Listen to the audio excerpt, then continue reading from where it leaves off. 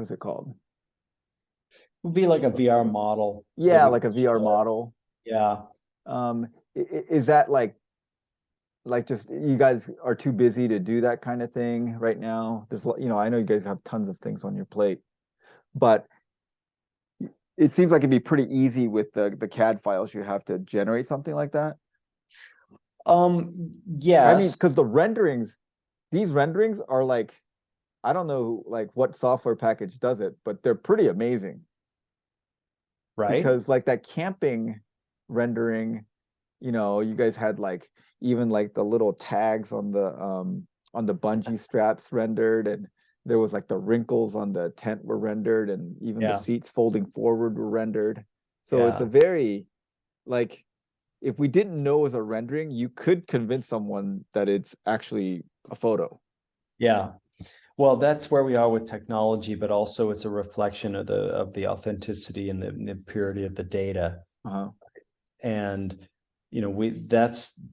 I've been in this business a long time, and the biggest struggle was always to convince, we used to create by hand Hmm. images that would try and convince non-designers, Hmm. to be very frank, that this was beautiful or this was real or whatever. And Right. now we're at a place where we've got rapid visualization tools.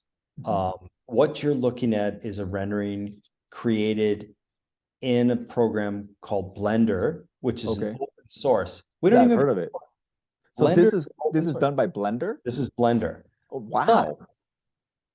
Okay. all of the data pushed into Blender Uh-huh. is from our engineering files. Right, So right, everything you see is the same stuff that's cutting the steel. right. That's the biggest change and acceleration in the design process from Hmm. me as an industrial designer Hmm. to manifest this kind of visualization. Right. And we can manipulate this environment, and we've manipulated it in a certain way, the shadow, the lighting, Hmm. everything, so Yeah. that we can present a pure manifestation Hmm. of that engineering data. But the lights, the suspension, all the solar, everything that's coming from our engineering files. Hmm. Hmm. So the visualization part is good, but your original question was, are we going to share like an AR or a VR? Hmm. And it becomes a question of like fidelity at the Okay. moment, meaning like we have a very heavy VR model Uh-huh. that wouldn't be beneficial to release because it would just slow everyone down. Most people don't have the systems to handle it. Right. It's too much information. It's too detailed, Yes.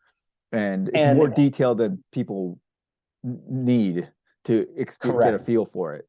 So we're trying to find that balance between like what should we release Uh-huh. and when. Uh-huh. But directionally, the idea is absolutely correct. We want to share, like, here you go, Mhm. here it is, Yeah. jump in.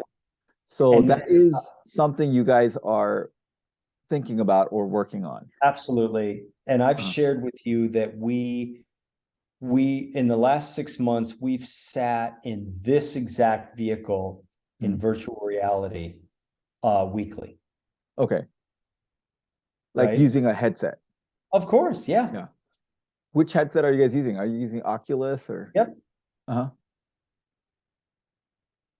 Yeah, Okay. it's not exotic. It's like So it's of you have the stuff. It just so course. an Oculus can handle it. Yes, but it depends on where you go through. Like, our Oculus stuff is coming through our Blender VR moment, Uh-huh. right? Okay. But Okay. there are other avenues. So we have to figure out the best avenue or the easiest avenue, let me put it this way, the most efficient avenue to share this VR experience Uh-huh. and this data without bogging down the system so that everyone or the majority of the people Uh-huh. can enjoy it, right? Okay. Uh-huh. Uh-huh. By the Y- way, full solar all the way. Oh yeah, yeah, yeah. Yeah. Yeah, I mean, I don't see how, like, you guys would have to kind of redesign the hatch to make it not solar. Correct. And, let's take a moment there. Yeah. We looked very, very, very closely at how do you get 2-for-1, Uh-huh. right? How do you make a hatch that could either be solar or glass? Right. And in the end, it's more efficient not to try and do one. Uh-huh. But the other end of that equation is the amount or the percentage of non-solar hatches Uh-huh. makes the decision for us. Okay. Yeah. Yeah. Right? Right. Right. Now, I think people were worried. Some people are worried, like, well, I live someplace that doesn't get much solar, so it's probably not like worth it. But No, other than that, they worth were it. thinking that it would make the interior really dark if they didn't have a window in the hatch. But I kind of think that that's not a problem, just based on the size of the vehicle You and are how much correct glass in there the is in the front and the well, sides. you're both correct. Mhm. You're correct on, oh, it's not a big deal, but they're correct on their fear. But that is one of the starting points of us understanding what that is. Does it make the interior feel too dark that would literally psychologically and emotionally affect you? And Mhm. we've studied that, and Mhm. we're focused on that. Like, Okay. that's why I'm saying tonight is like, what do you see? And we'll talk about it. Like Mhm. all the things that you think, oh, you need a drain hole, or you need light, or you need this and that. Yeah, we're Mhm. right there with you. In Yeah, yeah. fact, we pride ourselves on being ahead of where you think you are. And the more you focus on a small detail, the Mhm. stronger we are on the bigger details. Mhm. Right? So it's a very powerful dynamic, but we're not naive to all of those things: the psychological aspect, the Mhm. manufacturing, the cost, the efficiency, the material. If I had my way, we would be, instead of contracting, we would have a material scientist Mhm. like in the design studio, and we would be challenging every aspect of material every day. Mm. And we're going to get there because we've already done that in an efficient way. So you talk about hinges, you talk about glass, you talk about solar, you talk about material, you talk about color. There's a reason the nose cone doesn't match the body. Mhm. Why Those are is that? different materials. Okay. So they're different materials.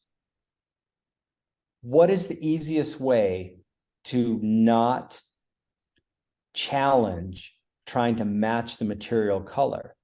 Uh-huh. Make it a different color. Yeah. That's the most efficient way. Mhm. Because once you try and match it, and as soon as it starts to go south, and you have differences in finishes, like, well, that silver doesn't match that silver, Mhm. your quality suffers. So Yeah. go to the opposite side, remove that problem and Mhm. turn it into a benefit. Uh-huh. Just by So that making it another color. exactly. Yeah. Yeah. And we have Don't the try to hide whole, that it's something else. yes, the Yeah. whole interior is that way, and we've Uh-huh. been refining and refining and refining, because Mhm. you do not want to get yourselves into these traps, Mhm. Yeah, that makes a lot of sense. right? Yeah. Yeah. Super fun, Steve. Okay. Yeah. Thanks, Jason. That was great. Always a And pleasure. You and another 41,000 people are, diving into this vehicle, and we're working every day to deliver on the legitimate promise that is here. So yeah. it's great. Well, we can't wait. Hopefully it'll happen soon.